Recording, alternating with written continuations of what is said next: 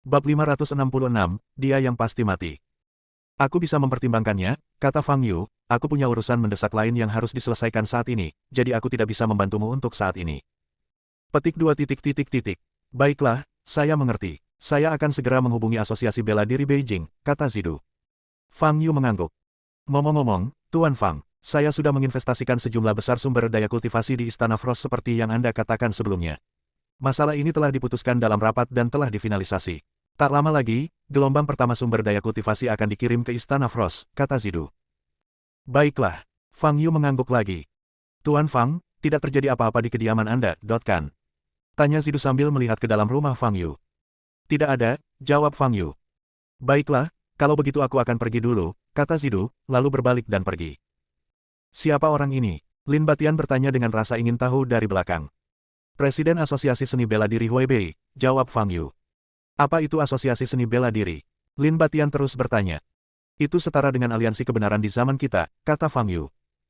Sebelum keduanya berbicara, kesadaran spiritual Fang Yu yang terhubung dengan lampu Dayan mengalami sedikit getaran. Fang Yu segera menggunakan indera spiritualnya untuk terhubung dengan Lentera Dayan dan memeriksa situasi melalui Lentera Dayan. Pada saat ini, Lentera Dayan berada hampir 100 meter di udara. Di bawahnya terdapat bangunan perumahan yang terbengkalai dan bobrok. Ketemu, Fang Yu tersenyum dan menoleh ke arah Lin Batian. Kamu di sini saja, aku bisa pergi sendiri. Sekte Iblis adalah sekte jahat yang telah ada sejak zaman kita. Aku harus pergi dan menghadapinya, kata Lin Batian. Fang Yu, yang tahu betul temperamen Lin Batian, tidak berkata apa-apa lagi. Ia mengaktifkan cincin halus dan melafalkan mantra dalam hati. Wus! Keduanya menghilang di tempat. Di bagian barat Nandu, zona pengembangan Xiaokeng. Dulunya ini adalah kawasan perumahan. 3 tahun lalu, karena masalah tata kota, semua bangunan perumahan berusia puluhan tahun ini dihancurkan untuk membangun kawasan perumahan mewah baru.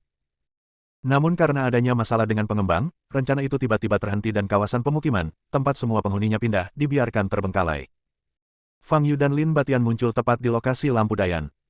Fang Yu meraih lampu Dayan yang bercahaya biru dan memasukkannya ke dalam tas penyimpanan. Kemudian, ia sepenuhnya menyembunyikan auranya dan perlahan menjatuhkannya ke tanah. Di hadapanku terdapat sebuah bangunan 5 lantai dengan penampilan yang bobrok. Fang Yu dan Lin Batian mendarat di atap dan dapat dengan jelas merasakan energi jahat yang memancar dari bawah. Total ada 19 kultivator di bawah, 15 diantaranya berada di tahap pembentukan fondasi, 3 di tahap pembentukan inti, dan 1 di tahap jiwa baru lahir. Lin Batian menyampaikan pesan kepada Fang Yu, gadis kecilmu tidak ada di antara mereka. Fang Yu sedikit mengernyit. Dia mengamati seluruh bangunan itu dengan indera spiritualnya dan memastikan bahwa semua pendeta di dalamnya adalah anggota sekte setan. Namun, Nita tidak ada di antara mereka. Apa yang harus kita lakukan sekarang? Haruskah kita bertindak langsung? Tanya Lin Batian. Tentu saja, karena kita sudah di sini, kita harus menanyakan sesuatu, kata Fang Yu. Di lantai 3, di ruang tamu yang remang-remang. Master Sa, Master Blood Demon baru saja mengirim pesan meminta kita meninggalkan Nandu. Mereka akan mengambil alih tugas merebut wadah. Seorang bawahan berpakaian hitam berlutut di tanah dan berbicara kepada wanita yang berdiri di dekat jendela. Wanita itu melihat keluar jendela dan tidak mengatakan apapun. Tuan Setan Darah juga berkata bahwa jika Anda tidak mau pergi, dia akan secara pribadi membawa orang ke sini untuk mengusir kami, kata bawahan itu dengan suara gemetar. Wanita itu masih tidak berbicara, tetapi penurunan suhu yang tiba-tiba di sekelilingnya mengungkapkan suasana hatinya saat itu. Setelah beberapa detik, wanita itu menoleh. Para lelaki yang berlutut di tanah tidak berani berbicara lagi, dahi mereka menempel erat ke tanah, seluruh tubuh mereka gemetar. Katakan padanya jawabanmu. Aku tidak hanya tidak akan meninggalkan Nandu, tapi aku juga akan merebut peti kemas di hadapannya. Kalau dia datang ke Nandu, dia tidak akan bisa menangkap sehelai rambut pun. Suara wanita itu serak dan nadanya sangat dingin. Baiklah, saya mengerti. Saya akan segera keluar dan memberikannya kepada Anda. Kata bawahan itu, bersiap untuk berdiri. Pada saat itu, wanita itu tiba-tiba mengangkat tangannya dan memberi isyarat kepada anak buahnya untuk tidak bergerak. Tik, tik, tik. Terdengar langkah kaki yang jelas datang dari lantai atas. Aura pembunuh dari wanita itu tiba-tiba meledak. Tidak ada seorang pun di lantai 4. Orang luar telah membobol tempat ini. Peringatan. Wanita itu menggunakan kinya untuk memperkuat suaranya, dan anak buahnya di seluruh gedung dapat mendengarnya. Tatat. Saat ini, langkah kaki itu menjadi lebih jelas, datang dari tangga di sebelahnya. Wanita itu menoleh dan menatap tangga dengan niat membunuh. Ini markas sementaranya, tersembunyi dengan baik dan tidak boleh ditemukan. Tak lama kemudian, sesosok muncul dari sudut tangga dan berjalan perlahan menuju lantai 3. Itu Fang Yu. Fang Yu menatap wanita di depannya. Meskipun ruang tamu gelap gulita, Fang Yu masih bisa melihat wajahnya. Penampilannya menawan dan tubuhnya anggun. Namun, dia memancarkan aura jahat yang mengerikan. Wanita ini adalah wanita yang pernah dilihatnya melalui ingatan para anggota Sekte Iblis sebelumnya, wanita yang disebut Nyonya Sa. Jelas saja, dialah bosnya di sini. Ketika Tuan Sa melihat Fang Yu, ekspresinya sedikit berubah. Dia tidak menyangka Fang Yu bisa menemukan tempat ini. Di mana Nita? Fang Yu bertanya langsung, mengamati reaksi Lord Sa. Lord Sa tampak tertegun sejenak, lalu senyum dingin tersungging di bibirnya, dan dia berkata, Fang Yu, kau berinisiatif datang kepadaku, yang menyelamatkan kita dari banyak masalah. Menyadari hal ini, Fang Yu sedikit mengernyit. Mungkinkah insiden Nita tidak ada hubungannya dengan Sekte Iblis? Jadi siapa sebenarnya yang mengendalikan pikiran Nita? Tetapi saat ini, Fang Yu tidak memikirkannya terlalu dalam. Karena kau tahu namaku, kenapa kau tidak tahu apa yang telah kulakukan? Fang Yu mengangkat alisnya dan bertanya. Tentu saja aku tahu apa yang telah kau lakukan. Lady Sa tetap tersenyum. Kau mengalahkan dan membunuh Taylor, sang petapa bela diri yang baru dinobatkan, di depan umum. Mungkin banyak orang yang belum pernah melihatmu secara langsung, tetapi mereka pasti pernah mendengar nama Fang Yu. Jadi, mengapa kau masih saja datang menggangguku? Tanya Fang Yu. Karena, di mataku, Taylor tidak kuat. Senyum di wajah Lady Sa semakin cerah, tetapi tatapan dingin di matanya membuat senyumnya menyeramkan. Yang disebut Martial Saint baru berada pada tahap Naschen Soul. Di matanya, seorang kultivator seperti Taylor, yang baru saja naik ke tahap jiwa baru lahir dan kultivasinya masih belum stabil, tidak layak disebut sama sekali. Hanya katak-katak di dalam sumur luar yang akan begitu terkejut setelah mengalahkan Fang Yu, yang saat itu berada di tahap awal Naschen Soul. Oke, kamu tampak sangat percaya diri. Fang Yu tersenyum dan berkata, karena kamu tahu namaku, aku juga pasti tahu namamu, kan? Tentu saja bisa. Kau akan celaka. Nyonya Sa tertawa sinis dan berkata, namaku Malia Sa, salah satu pemimpin cabang Huaibei dari Sekte Iblis. Salah satu pemimpin cabang Huaibei. Sepertinya Sekte Iblismu berkembang cukup pesat sekarang, dan skalanya cukup besar, kata Fang Yu. Setiap informasi yang kau tahu sudah cukup untuk membunuhmu sekali, kata Malia, mengepalkan tangan kanannya membentuk cakar. Kuku-kuku di jarinya bersinar merah dan tumbuh dengan cepat, setajam belati. Saat dia bertindak, Malia mengerutkan kening. Dia jelas baru saja menggunakan kinya untuk memperkuat suara dan memperingatkan anak buahnya di lantai bawah, jadi mengapa tidak ada suara sama sekali. Boom! Pada saat itu, terdengar suara dari balkon lantai 3. Sosok lain berjalan masuk dari luar balkon. Fang Yu, ini terakhir kalinya. Akulah tiran suci yang agung, dan aku punya harga diri. Kau tidak bisa selalu membiarkanku bertanggung jawab melenyapkan orang-orang kecil itu. Kata Lin Batian dengan marah. Baiklah, aku serahkan orang ini padamu. Namanya Malia, dan dia pemimpin Sekte Iblis, kata Fang Yu. Tidak buruk. Lin Batian mengangguk puas dan melangkah maju. Pada saat ini, Malia sudah mengerti bahwa kecuali bawahan di sebelahnya yang ketakutan hingga terjatuh ke tanah, semua bawahan lainnya telah tersingkir. Akan tetapi, dia selalu berpikir bahwa laki-laki itu tidak berguna dan tidak pernah berpikir mereka dapat memberikan bantuan. Dia sudah mengantisipasi hasil ini. Di luar dugaanku, Sekte Iblis bisa bertahan sampai hari ini, kata Lin Batian sambil berjalan di depan Malia. Mendesis. Tanpa berkata sepatah kata pun, Malia mencengkeram dada Lin Batian dengan kelima kukunya yang bagaikan belati. Lin Batian tetap tenang saat semburan energi sejati tiba-tiba keluar dari tubuhnya. Boom! Kekuatan yang dihasilkan oleh energi sejati ini berada di luar dugaan Malia, dan dia langsung terhempas. Boom! Malia menghantam tembok dengan sangat keras hingga hampir hancur berkeping-keping. Jejak darah mengalir dari sudut mulut Malia. Menatap Lin Batian lagi, ada sedikit keterkejutan di matanya. Hanya dari serangan ini, dia tahu bahwa kultivasi Lin Batian tidak kalah dengan dirinya, dan bahkan lebih kuat darinya. Tingkat kultivasi Lin Batian kemungkinan besar di atas tahap jiwa baru lahir. Ekspresi wajah Malia berubah dan dia segera membuat keputusan. Dia menepuk pelantas penyimpanan di pinggangnya, lalu sebuah pil muncul di tangannya, yang langsung ditelannya. Saat dia menelan pil itu, Malia membuka matanya lebar-lebar dan warna merah muncul di matanya. Gumpalan udara hitam menyembur keluar dari tubuhnya dan membungkusnya. Boom! Dengan ledakan keras, aura Malia tiba-tiba melonjak, dan intensitasnya meningkat lebih dari 1 tingkat. Ah! Dia menggertakkan giginya, meraung di tenggorokannya, mengepalkan tinjunya, dan momentumnya meningkat ke titik ekstrim. Seluruh bangunan berguncang hebat. Hanya dalam beberapa detik, aura kultivasi Malia meningkat dari tahap jiwa baru lahir akhir ke tahap transformasi roh. Kau memang kultivator jahat. Berani-beraninya kau minum pil semacam ini yang hanya akan mempercepat pertumbuhan bibitmu sendiri. Cahaya putih menyala di tangan Lin Batian, dan sebuah kipas kertas muncul. Sudah lama sejak terakhir kali aku bertarung melawan kultivator jahat. Kuharap kau bisa memberiku sedikit kesenangan. Bab 567, Pil Pembakar Semangat. Malia dikelilingi oleh semburan energi sejati, dan kultivasinya telah mencapai tahap tengah tahap transformasi roh. Penampilannya yang tadinya sangat menawan dan menarik, kini matanya terbuka lebar, bola matanya melotot dan tertutupi oleh darah merah, ditambah lagi dengan ekspresinya yang garang, dia tampak semakin menyeramkan. Fang Yu menatap Malia dan sedikit mengernyit. Ramuan yang baru saja ditelan Malia adalah benda yang biasa dibawa oleh sebagian besar pengikut sekte jahat. Ramuan jenis ini memiliki nama umum dalam dunia budidaya abadi, yaitu pil pembakar roh. Seperti yang tersirat dalam namanya, pil pembakar semangat membakar energi spiritual dalam tubuh, yang memungkinkan kultivasi seseorang meningkat pesat dalam waktu singkat.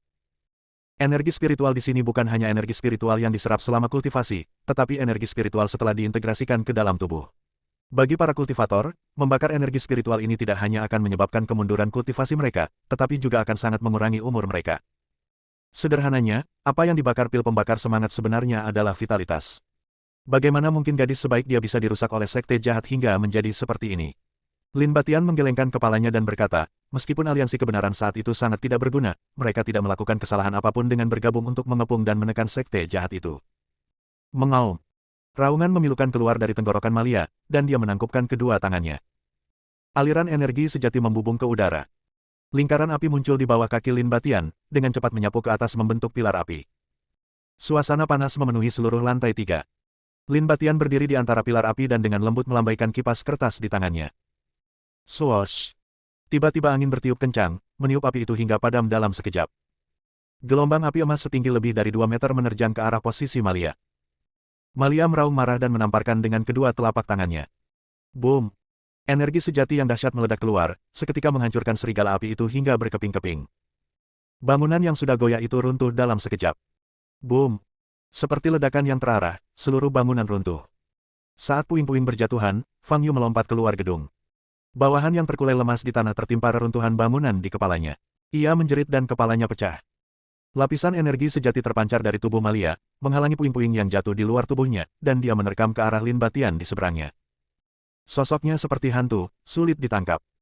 Dalam sekejap, dia muncul di belakang Lin Batian, mengulurkan tangan kanannya dengan kuku yang panjang dan tajam, dan menamparkan bagian belakang kepala Lin Batian.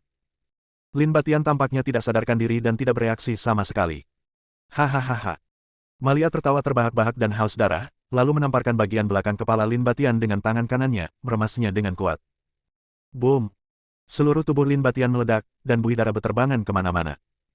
Pada saat yang sama, seluruh bangunan runtuh sepenuhnya. Malia terbang keluar dari asap dan debu, melayang di udara, melihat ke bawah dan tertawa liar. Setelah meminum pil pembakar semangat, permusuhan dan niat membunuh dalam hatinya benar-benar meledak, dan hanya tersisa sedikit rasionalitas di otaknya. Pada saat ini, dia pada dasarnya hanyalah mesin pembunuh tanpa kemampuan berpikir. Dia menjadi sangat gembira hanya dengan melihat darah. Dan Lin Batian baru saja ditampar hingga berkeping-keping olehnya. Swoosh! Tepat saat Malia sedang tertawa, suara angin pelan tiba-tiba terdengar di telinganya.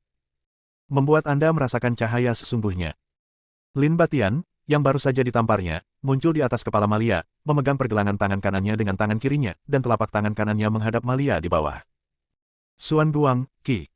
Pupil Lin Batian bersinar dengan cahaya biru, dan bola energi sejati yang sangat kuat terkondensasi di telapak tangan kanannya. Boom!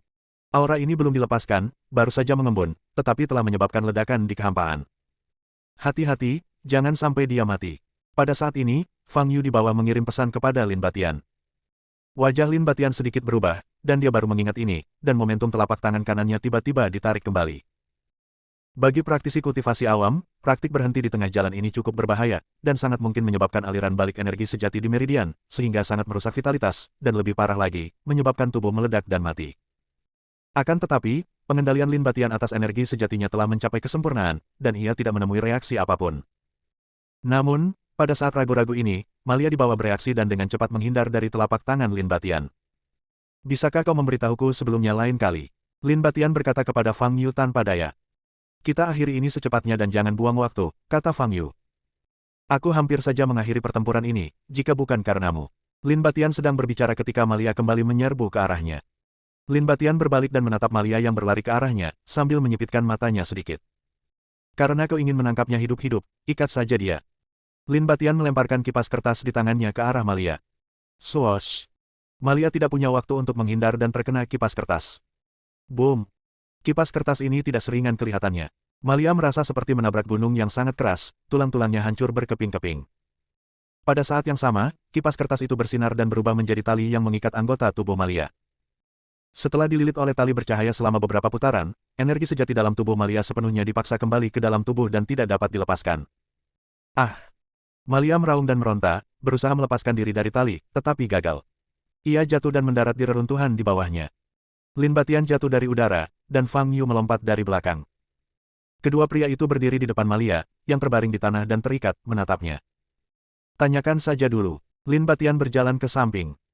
Fang Yu melangkah maju dan sedikit mengernyit saat menatap Malia yang matanya merah dan ekspresinya garang. Dalam keadaan ini, mustahil untuk menanyakan apapun. Fang Yu hanya mengulurkan jarinya dan menyentuh dahi Malia. Malia meraung marah, tetapi tetap tidak bisa bergerak sama sekali. Ketika cahaya muncul di ujung jari Fang Yu, seluruh tubuh Malia bergetar dan ekspresinya menjadi kusam. Kesadaran Fang Yu berhasil memasuki jiwa Malia. Namun, Fang Yu hanya melihat kegelapan. Sama seperti Laoba terakhir kali, kenangan ini tampaknya sengaja disembunyikan. Penyembunyian ini bukan karena adanya batasan-batasan yang tertanam dalam jiwa, tetapi karena ingatan itu sendiri yang hilang pada level ingatan orang tersebut. Situasi ini sangat aneh dan jelas disengaja oleh Sekte Setan, tetapi tidak dapat diselesaikan. Mustahil untuk menembus jauh ke dalam ingatan orang hanya dengan kesadaran spiritual saja. Fang Yu menarik kembali indera spiritualnya, berdiri, dan mengerutkan kening.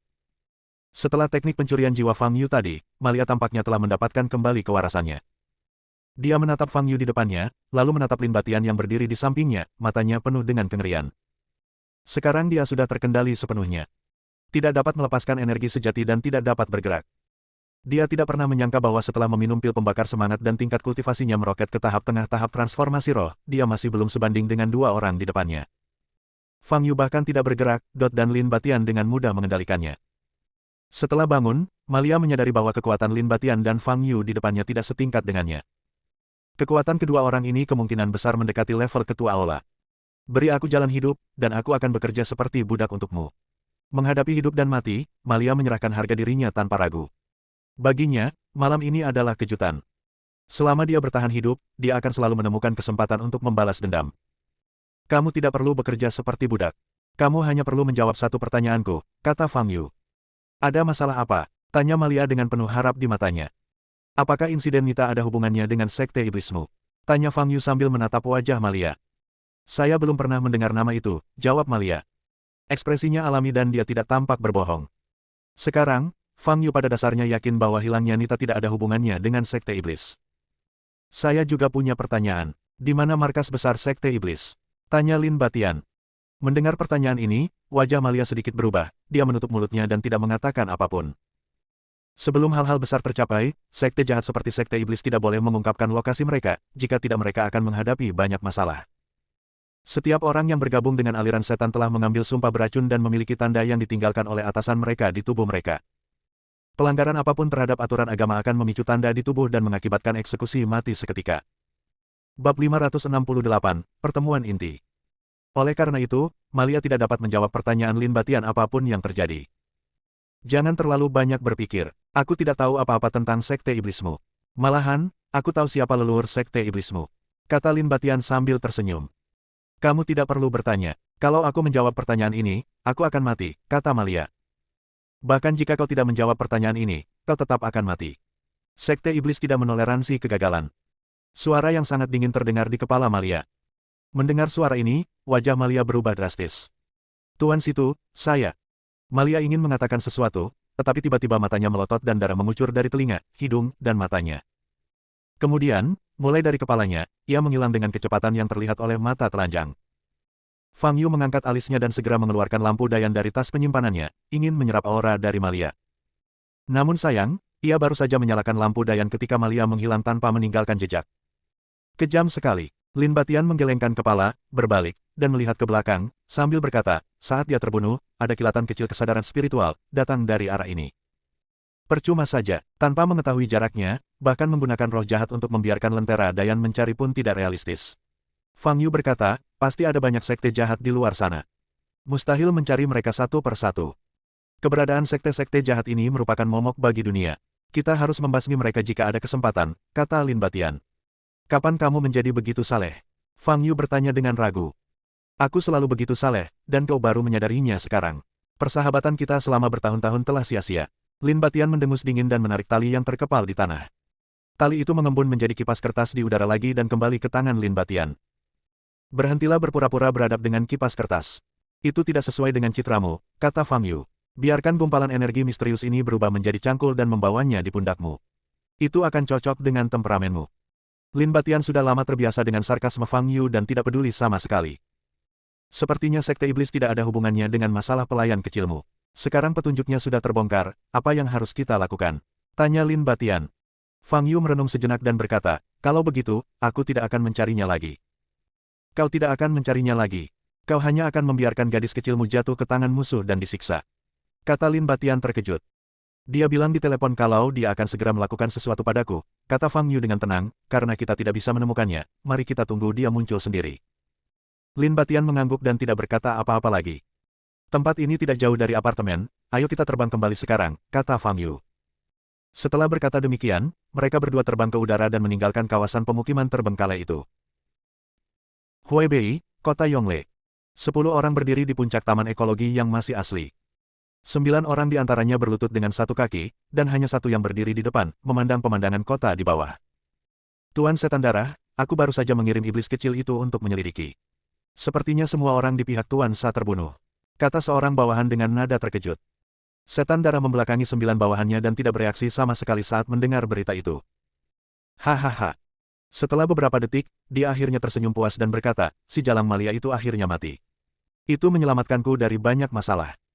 Setelah tertawa sejenak, Setan Darah bertanya lagi, sudahkah kau temukan siapa pembunuhnya? Situasinya kacau balau, dan belum ada kabar, jawab bawahannya, tapi mereka berhasil menghabisi semua anak buah Lord Sa, jadi mereka pasti sangat kuat. Lalu kenapa? Iblis Darah mencibir, kita datang ke Nandu kali ini hanya dengan satu tujuan, yaitu wadah. Aku tidak tahu mengapa Malia bisa membuang begitu banyak waktu di sini. Saya sudah berjanji kepada Master Situ bahwa saya akan menyelesaikan penangkapan wadah dalam waktu 3 hari setelah tiba di Nandu. Saya harap Anda bisa lebih teliti dalam bekerja. Jika ada kesalahan, Anda akan bunuh diri. Nada bicara Blood Demon tiba-tiba berubah dingin. Dimengerti, kesembilan pria itu merasakan hawa dingin di hati mereka dan menjawab serempak. Fang Yu dan Lin Batian kembali ke apartemen lagi. Sementara seluruh gedung ditutup untuk penyelidikan, Fang Yu dan Lin Batian duduk di rumah, bermain catur santai. Ups, ini langkah yang salah. Lin Batian menepuk pahanya dengan frustrasi. Fang Yu tersenyum, mengambil bidak catur, dan bersiap untuk skakmat. Beri aku kesempatan untuk menyesali langkahku, aku pasti akan memenangkan permainan ini. Kata Lin Batian. Baiklah, aku memberimu kesempatan. Fang Yu menurunkan tangannya. Lin Batian segera mengambil kembali bidak catur yang salah dan meletakkannya di posisi yang benar. Kau masih kalah. Fang Yu tersenyum tipis, mengambil bidak catur meriam, menggesernya ke kanan, dan menghadap Jenderal Lin Batian di seberang sungai. Belum. Lin Batian mengerutkan kening dan membuat gerakan lain. Setelah tindakan ini, dia menyadari bahwa dia berada di jalan buntu. Fang Yu hanya butuh 2 langkah paling banyak untuk menjadi jenderal lagi, dan dia tidak punya pilihan selain mundur. Oh, aku kalah lagi, desah Lin Batian. Apakah kamu sudah datang? Tanya Fang Yu. 1 ronde lagi, ronde terakhir. Kata Lin Batian sambil menahan napas. Sejak dia bertemu Fang Yu, dia tidak pernah mengalahkan Fang Yu dalam catur, bahkan dalam permainan kecil. Hari ini, lebih dari 2000 tahun kemudian, dia harus menang setidaknya sekali. Huaibei Nandu, Pusat Keuangan Jinxiu, ruang konferensi di lantai 78. Meja konferensi berbentuk persegi panjang itu penuh dengan orang, dan banyak orang duduk di bangku di belakang meja. Setidaknya ada 70 atau 80 orang di seluruh ruang konferensi. Hampir semua anggota inti Kamar Dagang Huaibei hadir. Atas panggilan Presiden Haya, pertemuan yang sangat penting akan diadakan hari ini. Haya duduk di ujung meja konferensi dengan ekspresi buruk di wajahnya. Sejak dia dipaksa menandatangani perjanjian beberapa hari lalu, dia tidak bisa tidur beberapa malam terakhir ini. Perdagangan perbatasan adalah sepotong daging gemuk yang besar, dan dia merasa sangat tidak nyaman menyerahkannya seperti ini, terutama prosesnya, yang sangat membuat frustrasi. Untuk memastikan negosiasi akan berjalan sesuai idenya, Haya melakukan banyak hal. Terlebih lagi, semua ini berjalan sangat lancar. Pada akhirnya, hanya Jaden dan Amelia, anggota Kamar Dagang Jiangnan yang berani menghadiri pertemuan negosiasi. Tetapi Fang Yu muncul entah dari mana dan benar-benar mengacaukan rencananya, bahkan memaksanya menandatangani perjanjian yang akan membuat Kamar Dagang Huaibei tidak mendapatkan apapun selain keuntungan selama 5 tahun ke depan. Beberapa hari ini di rumah, Haya menahan napas dan tidak bisa menelannya. Dia harus kembali ke tempat itu. Dia juga ingin menyelamatkan perjanjian itu. Aku meminta semua orang untuk datang ke sini hari ini, dan semua orang harus tahu apa maksudnya, kata Haya dengan suara berat. Anggota masing-masing kamar dagang saling memandang dengan ekspresi berbeda. Presiden Gu, karena Anda sudah menyelidiki identitas Fang Yu, mengapa kita harus membahas masalah ini lebih lanjut? Tanya seorang anggota kamar dagang yang duduk di samping. Namanya James Zhou, ketua Zhao Hai Group dan juga wakil presiden kamar dagang Huaibei. Saya setuju dengan pendapat wakil presiden Zhou. Fang Yu bahkan tidak berani menyinggung presiden Zhao, jadi mengapa kita harus memprovokasi dia lagi? Perjanjian sudah ditandatangani, jadi bagaimana kalau kita menghasilkan sedikit lebih sedikit? Kata anggota lain. Ya, kupikir juga begitu. Kudengar Fang Yu bahkan bisa mengalahkan seorang Martial Saint. Kalau kita memprovokasi dia, bukankah itu sama saja dengan mencari kematian? Sekalipun ada manfaat besar, aku tidak setuju. Banyak anggota yang menyetujui pendapat James. Maksudku, jangan memprovokasi Fang Yu lagi. Ini hanya masalah kehilangan beberapa keuntungan. Yang penting adalah menyelamatkan hidupmu. Saya tidak setuju dengan apa yang dikatakan wakil presiden Zhou. Pada saat ini, seorang pria parubaya berkepala datar yang duduk di seberangnya angkat bicara. Namanya Yamin Wu, dan dia adalah wakil presiden kamar dagang Huaibei lainnya. Tak bisa dipungkiri, Fang Yu memang sangat kuat. Tapi bukankah kita terlalu pengecut untuk menyerah begitu saja? Kau harus tahu, dunia seni bela diri Huaibei kita jauh lebih maju daripada dunia seni bela diri Jiangnan. Kenapa kita harus takut pada Fang Yu? Jika Jaden bisa mengundang orang sekuat itu, tidak bisakah kamar dagang Huaibei kita melakukan hal yang sama? Benar sekali. Aku juga berpikir masalah ini tidak bisa dibiarkan begitu saja. Terlalu menyebalkan. Aku tidak percaya Fang Yu berani menghabisi semua anggota kamar dagang Huaibei kita. Banyak suara terdengar di ruang konferensi, menyatakan dukungan terhadap pendapat Yamin dan bahwa mereka tidak akan pernah menyerah. Bab 569, dia benar-benar bukan Amanda. Kedua pendapat tersebut memiliki pendukung dalam jumlah yang sama. Haya menangkupkan kedua tangannya, menopang dagunya, wajahnya muram dan dia tidak mengatakan sepatah kata pun. Pada saat ini, Yamin mengangkat tangannya dan memberi isyarat kepada semua orang untuk diam. Mari kita dengarkan pendapat Presiden, kata Yamin. Haya menarik napas dalam-dalam, duduk tegak, dan berkata, aku sudah mendengar pendapat semua orang. Kedua belah pihak punya alasan masing-masing. Sekarang, izinkan saya katakan apa yang saya pikirkan. Saya hanya fokus pada satu hal, saya tidak menandatangani perjanjian itu dengan sukarela. Saya tidak bisa melupakan ini. Begitu Haya mengatakan ini, semua orang yang hadir tahu bahwa ia cenderung mencari masalah bagi Fang Yu dan memulihkan kerugiannya. Di kolom kiri duduk seorang wanita yang sangat cantik. Wanita ini adalah Citra dari grup Yu. Citra tidak mengatakan apa-apa, tetapi ketika dia mendengar apa yang dikatakan Haya, alisnya berkerut. Dia baru mengetahui bahwa orang yang memaksa Haya menandatangani perjanjian itu adalah Fang Yu, yang sebelumnya telah menyelamatkan nyawa dia dan Ruf. Saya tahu banyak orang di sini waspada terhadap kekuatan Fang Yu dan berpikir lebih baik merahasiakannya agar tidak ada bahaya. Pada saat ini, Haya melanjutkan, saya juga setuju dengan pandangan orang-orang ini. Memang, keselamatan pribadi adalah hal terpenting setiap saat. Tetapi jika aku memberitahu kalian bahwa aku telah menemukan seorang guru yang lebih kuat dari Fang Yu untuk memperjuangkan keadilan bagi kamar dagang Huaibei kita, bagaimana pendapat kalian? Mendengar kata-kata itu, ekspresi semua orang yang hadir berubah. Presiden Gu, apa kau serius? Fang Yu telah mengalahkan pendekar bela diri jenius dari keluarga Chen. Seseorang bertanya. Haya tidak mengatakan apa-apa, berdiri, berjalan ke pintu ruang konferensi dan membukanya. Di luar pintu, berdiri seorang lelaki tua berjubah abu-abu. Pria tua itu berambut abu-abu dan dikepang di belakang kepalanya. Ditambah dengan pakaian yang dikenakannya, ia sama sekali tidak terlihat seperti pria modern. Namun, saat dia memasuki ruang konferensi, semua orang dapat merasakan suasana di sekitar mereka menjadi hikmat dan tekanan yang tidak dapat dijelaskan muncul. Ini Duan Liu Yi, Tuan Yi. Muridnya, Tuan Kuan, terluka parah oleh Fang Yu dan belum sadarkan diri. Tuan Duan Liu datang ke sini untuk membalaskan dendam Tuan Kuan. Suruh Fang Yu berlutut di depan ranjang rumah sakit Tuan Kuan dan memohon ampun serta bertobat. Kata Haya lantang. Terdengar tepuk tangan di ruang konferensi. Mereka hanya orang biasa dan tidak dapat melihat kekuatan Duan Liu. Tetapi dilihat dari temperamennya, Master Yi ini memiliki aura abadi dan jelas bukan orang biasa. Terlebih lagi, dia adalah gurunya Tuan Kuan. Identitas ini sudah dapat menunjukkan kekuatannya. Setelah bertemu Duan Liu, banyak orang yang awalnya berpikir bahwa mereka tidak boleh memprovokasi Fang Yu lagi berubah pikiran. Dengan seorang ahli yang bertanggung jawab, mereka tentu tidak perlu takut pada Fang Yu. Tuan Yi, apakah ada yang ingin Anda katakan? Tanya Haya dengan hormat. Duan Liu melirik ke seluruh hadirin, dan setiap orang yang matanya lewat merasakan jantung mereka bergetar dan tangan serta kaki mereka menjadi dingin. Kapan aku bisa bertemu Fang Yu? Duan Liu mengalihkan pandangannya, menatap Haya, dan bertanya. Suaranya tidak keras, tetapi mengandung keraguan yang tidak dapat dijelaskan, yang membuat orang merasa takut. Jaden masih di Nandu. Aku akan mengundangnya ke pesta dan memintanya untuk membawa Fang Yu. Jika tidak ada hal yang tak terduga, kau bisa bertemu Fang Yu malam ini, jawab Haya. Baiklah, Lakukanlah sesegera mungkin. Aku tidak punya banyak waktu, kata Duan Liu, berbalik dan berjalan keluar dari ruang rapat. Setelah dia pergi, tekanan di ruang konferensi mereda dan banyak orang bernapas lega. Sekarang, semua orang seharusnya tidak keberatan, kan? Tanya Haya sambil menopang dirinya di atas meja dengan kedua tangannya. Tidak, mayoritas anggota Kamar Dagang menjawab serempak. Malam ini, kalian semua bisa datang ke perjamuan dan menyaksikan Tuan Duan Liu membersihkan nama Kamar Dagang Huaibei kita. Tentu saja, adegannya mungkin agak berdarah, jadi bagi yang tidak tahan tidak perlu datang, kata Haya sambil tersenyum sinis. Citra duduk di kursi dengan ekspresi buruk di wajahnya. Setelah kalah 8 permainan berturut-turut, Lin Batian membanting papan catur ke tanah. Dia sangat marah. Setiap kali dia hampir sampai, hanya selangkah atau 2 langkah lagi untuk menang, tetapi pada saat itu dia membuat kesalahan dan dikalahkan oleh Fang Yu. Fang Yu duduk di sofa dan minum secangkir teh yang baru diseduh. Apa kita terlalu santai sekarang? Kita tidak punya petunjuk dari Istana Xian, pelayan kecilmu hilang, dan sesuatu terjadi lagi di gedung ini. Lin Batian berjalan ke arah Fang Yu dan berkata, saat aku bermain catur denganmu tadi, aku sebenarnya memikirkan hal-hal ini, tapi kamu tidak menyadarinya, kata Fang Yu. Petik 2. Maksudmu, kau bisa dengan mudah mengalahkanku dengan melakukan banyak tugas sekaligus? Tanya Lin Batian sambil menggertakkan giginya. Tidak, aku tidak butuh otak untuk mengalahkanmu, kata Fang Yu ringan. Lin Batian begitu marah hingga dadanya terasa seperti akan meledak, tetapi dia tidak dapat berbuat apa-apa.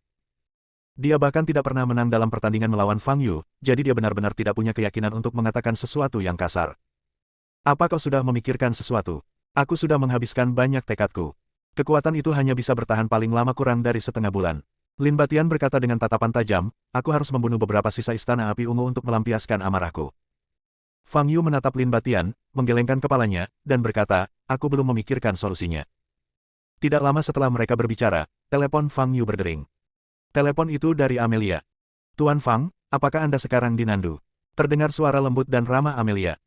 Baiklah, aku di rumah. Ada apa? Tanya Fang Yu. Kamar Dagang Huaibei mengatakan mereka akan mentraktir kami makan sebagai ungkapan permintaan maaf atas ketidaknyamanan yang terjadi selama negosiasi terakhir. Haya juga secara khusus menyebutkan bahwa mereka ingin mengundang Tuan Fang untuk pergi bersama mereka. Kata Amelia. Kamar Dagang Huaibei. Fang Yu menyipitkan matanya sedikit. Tuan Fang, apakah menurut Anda sebaiknya kita pergi? Tuan Tang dan saya sudah membicarakannya. Karena perjanjiannya sudah ditandatangani, akan lebih baik jika kita memberi mereka sedikit rasa hormat. Kata Amelia. Dalam pertemuan negosiasi terakhir, Fang Yu menunjukkan sikap yang tegas. Bahkan ketika Zidu, Presiden Asosiasi Seni Bela Diri Huaibei, datang, ia sangat menghormati Fang Yu. Dalam situasi seperti itu, Jaden dan Amelia berpikir bahwa Haya tidak mempunyai maksud lain dalam undangannya kali ini. Tetapi Fang Yu tidak berpikir demikian.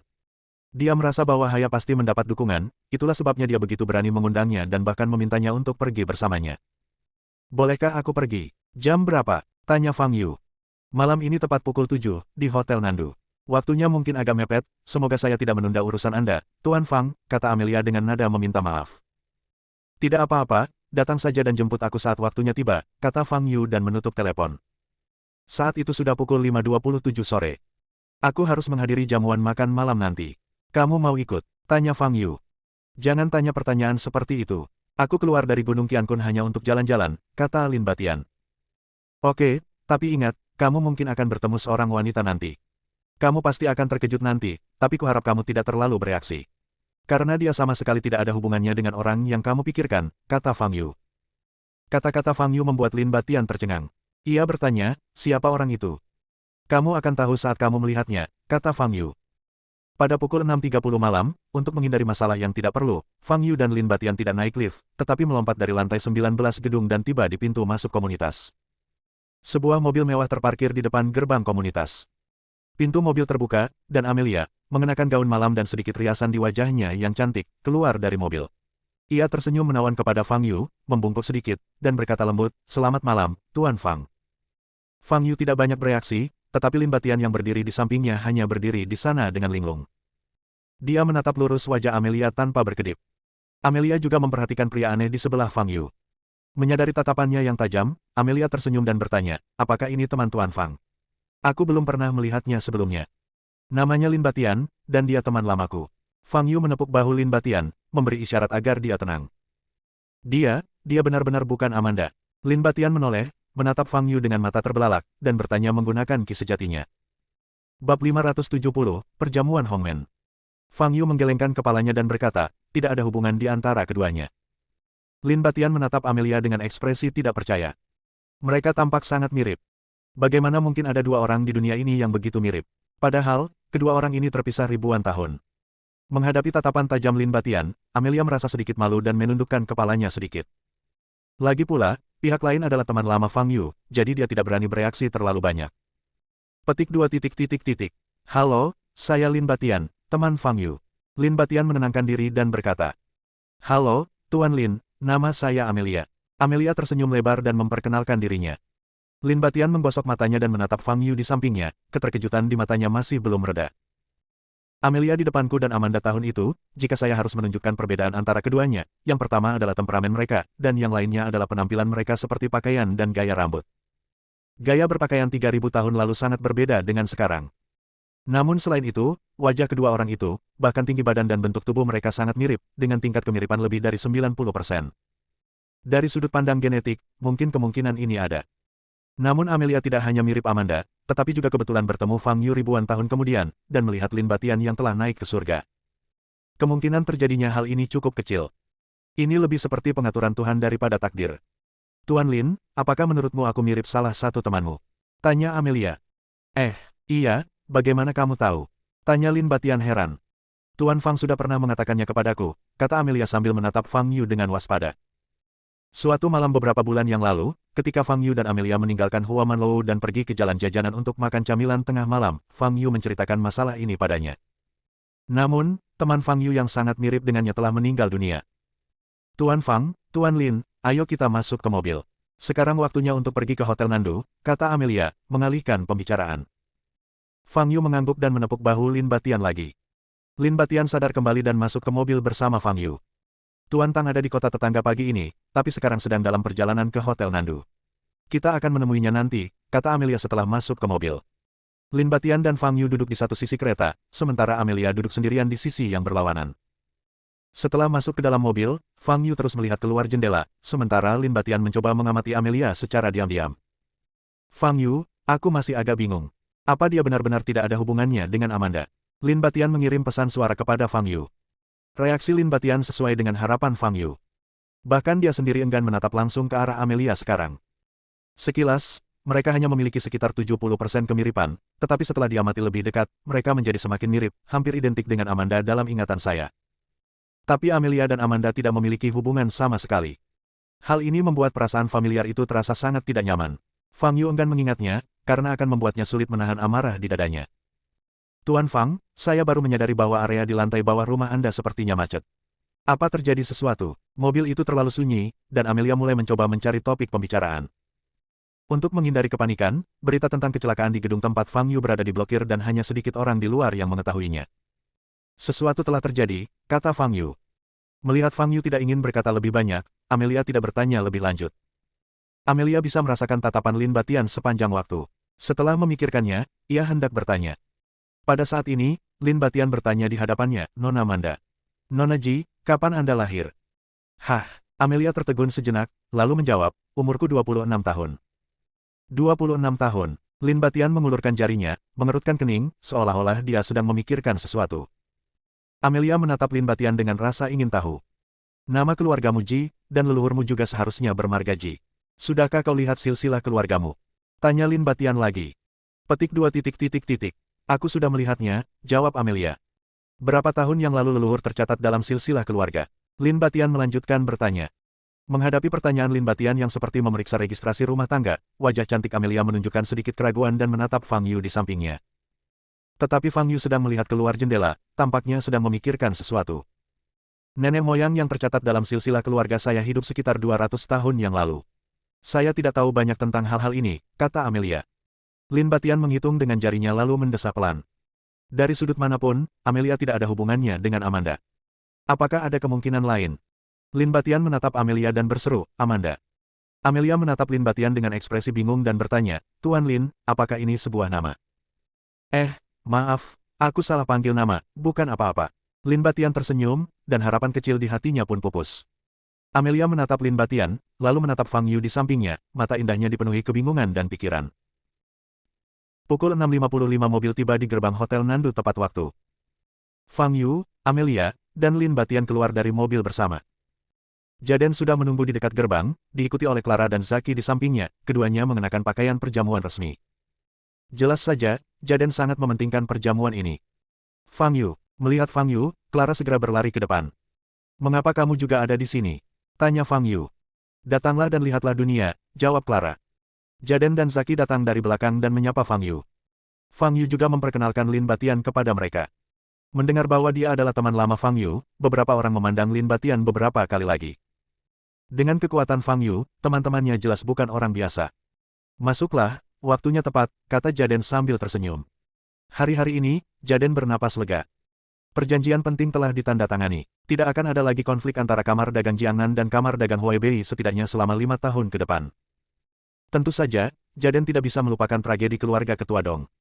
Meskipun pembunuhan telah ditangani oleh Fang Yu, Jaden tidak dapat memaafkan Haya, sang provokator. Jika memungkinkan, dia ingin Haya membayar harganya juga. Namun saat ini, hal itu tampaknya mustahil.